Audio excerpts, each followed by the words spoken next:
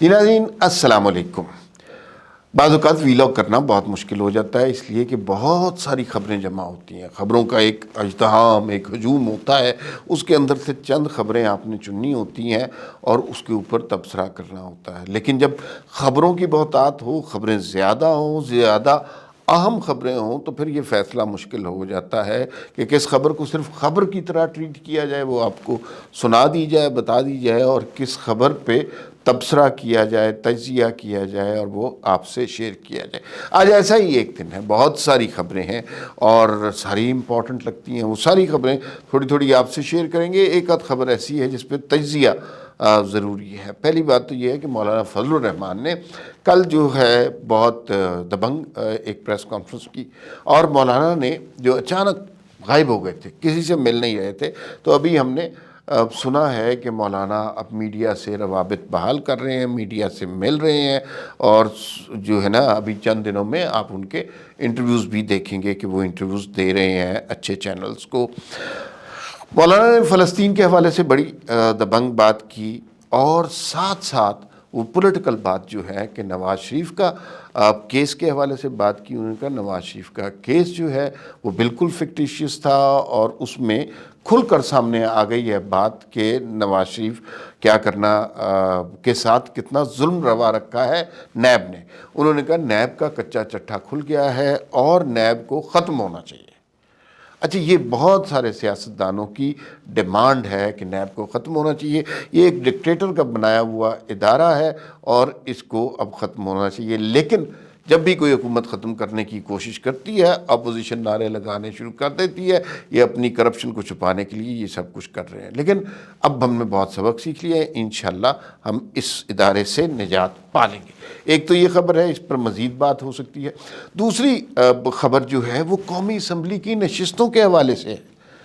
ہاں، یہ election commission کی جانب سے خبر آ گئی ہے، قومی اسمبلی کی نشستیں کسی زمانے میں ہوتی تھیں 272، اب وہ 272 نشستیں جو ہیں وہ کم ہو کر اس میں سے 6 نشستیں کم ہوئی ہیں، اور وہ جو ہیں اب 266 ہو گئی۔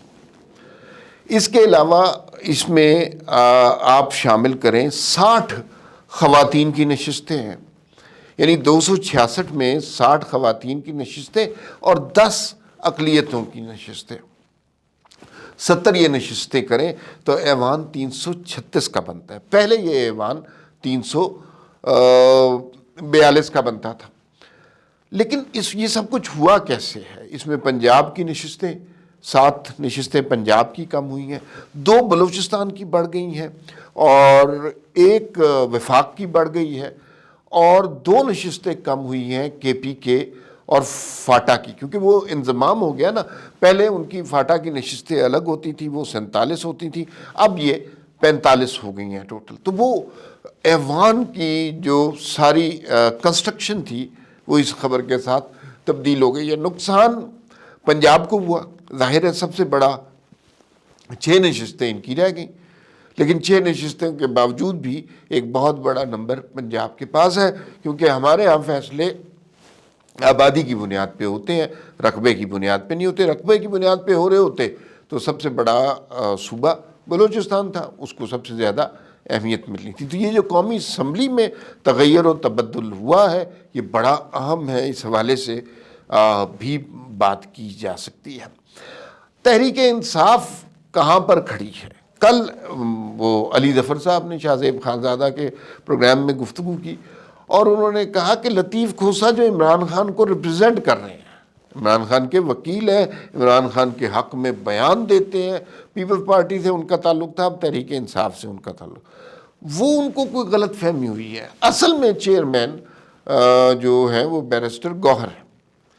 اچھا، یہ جو بیرسٹر گوہر صاحب کا چیئرمین ہونے کا اعلان کیا یہ بڑا ہی متنازع ہے، اور مختلف لوگ مختلف قسم کے چیئرمینوں کا اعلان کر رہے ہیں۔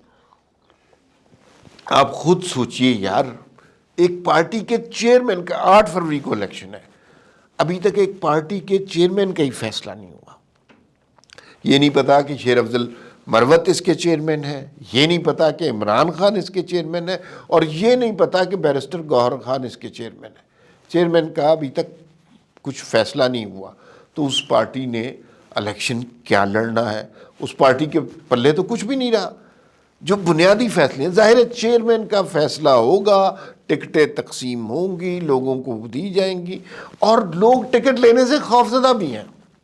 تو تحریک انصاف کا، حالانکہ ووٹر موجود ہے، یہ تسلیم کرنا چاہیے، اگر یہ تسلیم نہیں کریں گے تو یہ میری آپ کی غلطی ہوگی۔ ووٹر موجود ہے لیکن اس سب کے باوجود پارٹی موجود نہیں ہے، نہ چیئرمین ہے، نہ ووٹ لینے ٹکٹ لینے والے ہیں۔ وہ سارے معاملات اب ختم ہو چکے ہیں، ساری یا پریس کانفرنسز کر چکے ہیں یا پھر جیل میں۔ دو ہی طرح کے تحریک انصاف میں لوگ ہیں، کوئی 9 مئی سے معافیاں مانگ رہا ہے، کوئی 9 مئی پہ ڈٹا ہوا ہے، تو وہ جیل میں ہے۔ تو اس پارٹی کے الیکشن کی صورتحال ہمیں بڑی کلیئر نظر آ رہی ہے کہ ان کا کیا مستقبل ہوگا، کہ جب کینڈیڈیٹ ہی نہ اپلائی کرے، آپ لوگوں کو زبردستی پکڑ پکڑ کر ٹکٹ دے رہے ہوں، تو اس طرح تو کوئی پارٹی الیکشن میں کنٹیسٹ نہیں کر سکتی۔ ایک اور خبر وہ بھی بڑی اہم ہے، شیریں مزاری صاحبہ عمران خان کی دست راست اور بڑی جو ہے دبنگ قسم کی خاتون ہے۔ عمران خان کے بیانیے کو اسی گالم گلوچ کے ساتھ انہوں نے آگے بڑھایا، حالانکہ وہ پڑھی لکھی خاتون ہیں، ڈاکٹر شیریں مزاری ہیں، پی ایچ ڈی ہیں، قائد اعظم یونیورسٹی میں انٹرنیشنل ریلیشن پڑھاتی رہی ہیں، لیکن ایک خاص قسم کی ان کی سوچ ہے جو تحریک انصاف میں آ کر بدل گئی۔ ان کی صاحبزادی ان سے بالکل متصادم سوچ کے بارے میں بات کرتی ہیں۔ تو شیریں مزاری بھی جیل میں قید تھیں اور ان کو ملک سے باہر جانے کی اجازت نہیں مل رہی تھی۔ انہوں نے اپلائی بھی کیا لیکن ای سی ایل پر ان کا نام ڈال دیا گیا۔ ای سی ایل پر نام ڈال دیا جائے، ایک دفعہ اگر آ گیا تو پھر تو آپ کو خوف ہی رہتا ہے، آپ ایئرپورٹ جائیں گے سامان پکڑ کے پھر واپس بھیج دیے جائیں گے، لیکن شیریں مزاری کا نام عدالت نے ای سی ایل سے نکال دیا۔ ایک لحاظ سے تو یہ اچھی بات ہے کہ پاکستان کے آزاد شہری ہیں، انہیں سیاسی بنیادوں پر ملک میں نہیں رکھنا چاہیے، لیکن اس میں ایک پہلو ہے۔ پہلو یہ ہے کہ یہ ابھی عدالت نے انہیں فارغ کیا ہے۔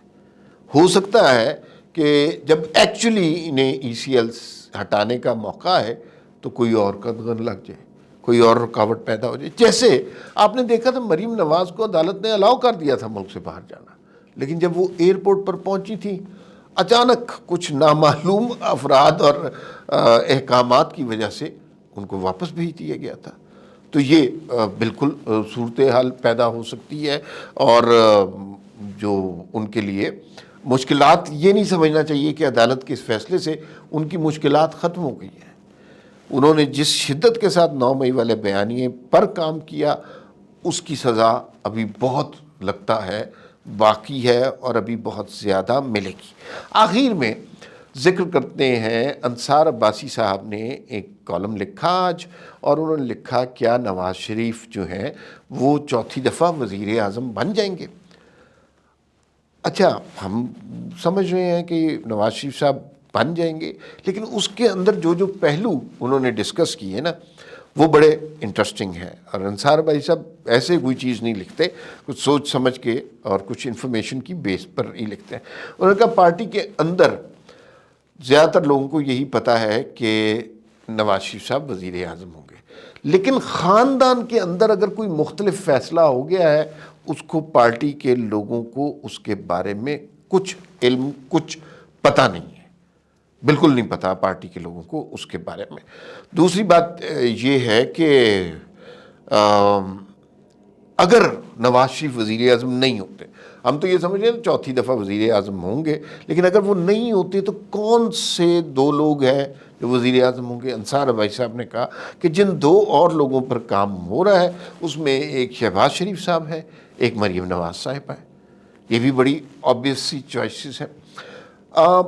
نواز شریف کو چوتھی دفعہ وزیر اعظم کیوں بننا چاہیے، اس حوالے سے بھی انصار بھائی صاحب نے بات کی کہ یہ ایک طرح سے بڑا شائستہ قسم کا انتقام ہوگا اس زمانے کی اسٹیبلشمنٹ سے جس نے نواز شریف کو سزا دی اور ہائیبرڈ نظام تشکیل دیا۔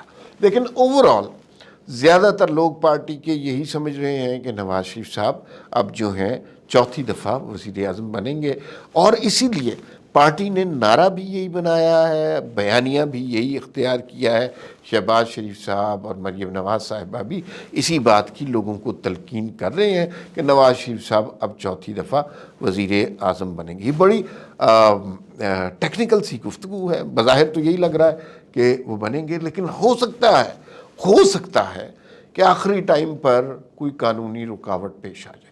اس کے لیے پارٹی کو تیار رہنا چاہیے، اور یہ بھی بات ہو چکی ہے اندر کہیں خاندان میں کہ اگر نواز شریف وزیر اعظم نہیں بنتے تو پھر شہباز شریف شاید وزیر اعظم بنیں گے اور مریم نواز کو پنجاب میں کوئی اہم ذمہ داری دی جائے گی۔ یہ مشکل فیصلے ہیں، لیکن اس کے بارے میں پارٹی کو سوچنا ضرور چاہیے۔ فی الوقت اتنا ہی، پھر ملاقات ہوگی۔ اللہ حافظ۔